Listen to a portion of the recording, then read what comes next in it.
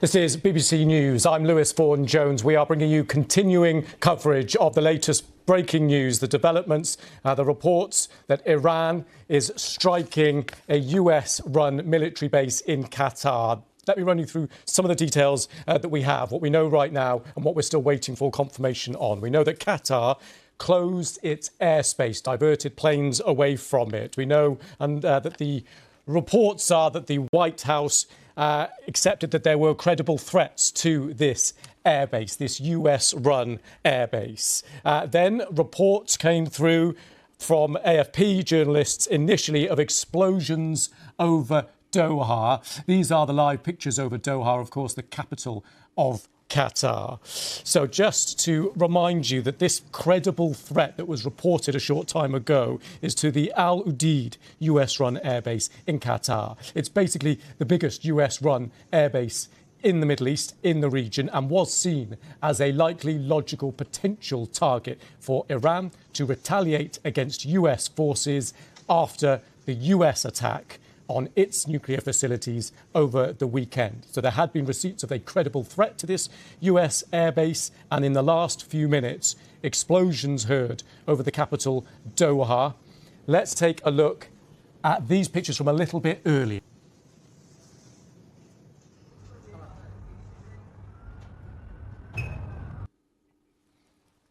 So those pictures were just from the last 20 minutes or so. We are back now to the live pictures just to explain the geography and the timing of all this. These are the live pictures of Doha, just gone 8 o'clock in the evening, as you can see there. And within the last 30 minutes, those pictures that we just ran showing those explosions being heard near Doha. Now, we understand that the credible threat was to the Al Udeid US-run airbase, not directly the civilian areas of Doha itself, but instead this US-run military airbase. Now, we understand precautionary measures have been taken at this airbase. Planes potentially have flown out the way, and of course, defences at the ready. This comes after the shelter-in-place order for US citizens in Qatar a little earlier. And one new line to bring you just in the last couple of minutes, just since I've sat in the chair here and taken over from my colleague. Donald Trump, we understand from the Reuters news agency, citing CNBC, citing an admin official.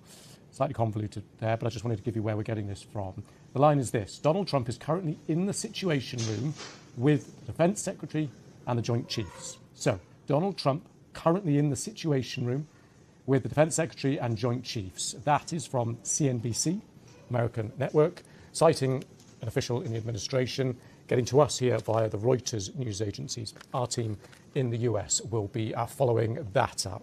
So, if you have just joined us in the last few minutes, these are the live pictures that we are showing you right now over Doha. The reason being that explosions were heard over Doha.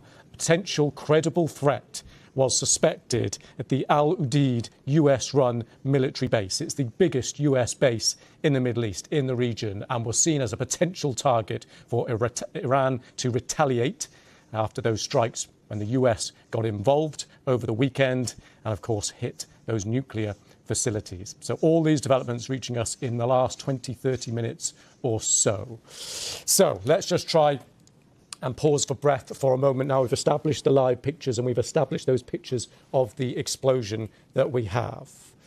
Let's speak now to the BBC World Service, Nafisa Konova. So just bring us up to date, given what we've just been learning over the last few minutes of how things stand there where you are. Luis, right now in Iraq also we heard and confirmed that Iraq's Al-Assad base, which housing US troops, has been attacked but apparently, according to sources that talk to us, 2 missiles were fired toward Ain al-Assad, which is the US's biggest base in Anbar province. And these 2 missiles, as our military sources are saying has been intercepted. We still don't know that if this is the first wave of attack or this is all that Iran wanted to do, but we can confirm that Iran has carried out this attack, calling it, it's naming tidings of a victory. And it doesn't say more, Iran's news agencies, that what comes next, but they say that Iran simultaneously has attacked US bases in Qatar, Bahrain, Kuwait, and here in Iraq. It was expected. All these countries were in high alert. And this morning, most American citizens in Qatar, they received first email from US embassy asking them to stay in sheltered area and not to come out until further notice. And then after that, a few hours after, officially, the US embassy posted that warning on its X platform. And then that was followed by the UK warning to its British citizens in Qatar, asking the same precautionary step to take and stay in sheltered area. So step by step, hours by hours, we could feel in the region that is coming. But as I said, it is not clear that it is the whole thing that Iran wanted to do, or it is only the first wave. I remember in 2020 when the US killed Quds Forces commander, IRGC Quds Forces commander Qasem Soleimani here in Baghdad and assassinated him. Iran retaliated by firing 2 or 3 waves of ballistic missiles towards Al-Assad Air Base and also Erbil Air Base housing US and coalition troops. So it can be expected that this is only the first wave, or it can be only the thing that Iran just wanted to send a message to the US that it can reach its bases. Although this Al-Udeid base, which is, you mentioned that it is the biggest and the most important base in the region, is massive and a very well protected bases. I have traveled to several US bases and that is the most protected base I can tell. And before this attack, there was a lot of alarms and warnings, so that led to US forces evacuating their fighter jets and also some other equipments to safer areas. And Nafisa, more broadly now then, given these strikes, how does that change the international geopolitical balance of power there? How does it change relations between Iraq and Iran and potentially here Qatar and Iran?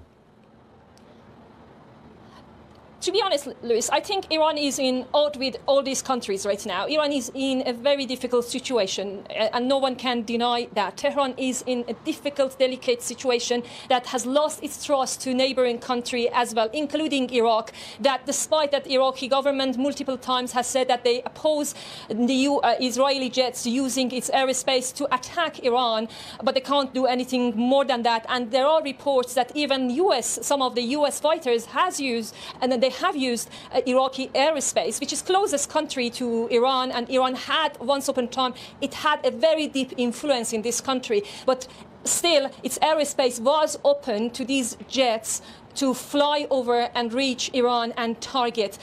Although Iraqi government says they cannot do much about these jets, they are opposing, they have complained against this to the UN, but not further steps they can take. And other countries, other Arab countries, especially around the Persian Gulf, despite that they have built a very close relationship recently with Iran, but also when it comes to the US, they have other calculations, even in their statements regarding US attack on Iran's nuclear sites. They were so cautious, they were so delicate in putting in words that they are condemning this attack. Their behavior was different of how they put statements out when Israel attacked Iran. So you can feel that how Tehran can feel regarding the situation. And I think Tehran is in the situation that it feels that there is no reason to step back and think about its neighboring countries and its relationship right now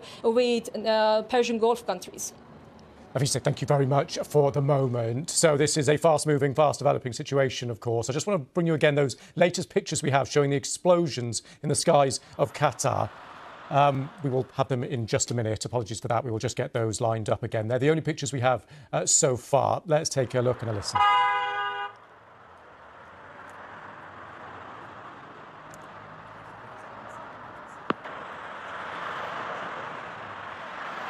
So I'm just going to play those through for you again because it's clearly quite tricky to see. Let's take a look.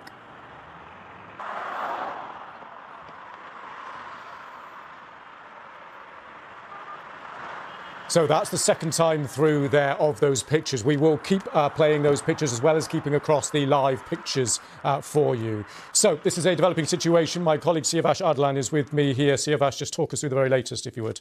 Well, I'm just going to give you the reactions coming out of Iran. A few minutes ago, Iranian state TV confirmed the attack as well. And then we had a statement coming out from the IRGC, which is Iran's Revolutionary Guards. They confirmed that they have carried out a missile attack against the U.S. bases in Qatar, but nothing about Iraq. There was some reports about attacks on U.S. bases in Iraq as well. They didn't mention Iraq. It was just about Qatar itself. Okay. They said that we have launched these missiles. They didn't speak of whether they had any reports of impacts or so on. They just described their attacks as very successful. And then you had another body in Iran, which is the High National Security Council. They also issued a communique, and they went into more details, saying that they fired 6 rockets. 6 is the same number of bombs that were used by the U.S. to attack the Fort Osai. They specifically mentioned that, so I guess it was a symbolic gesture, firing exactly 6 missiles. And they also stressed that we tried to avoid any civilian casualties. Our target was specifically the U.S. base, and they also went at some length to say this has or should not have any impact on what they described as Iran's friendly and brotherly relations with our Qatari neighbors. So these two institutions have confirmed the attacks and the motives behind it. We haven't had any report yet of moments of impact, though some Iranian outlets are showing videos, which we don't know whether they haven't been verified yet, showing one impact from the missiles as well, but that's not confirmed. So that's as much as we can tell you so far. Interesting, really interesting. And just give us a sense of background, those sources and the media in Iran. Just talk us through how credible they are.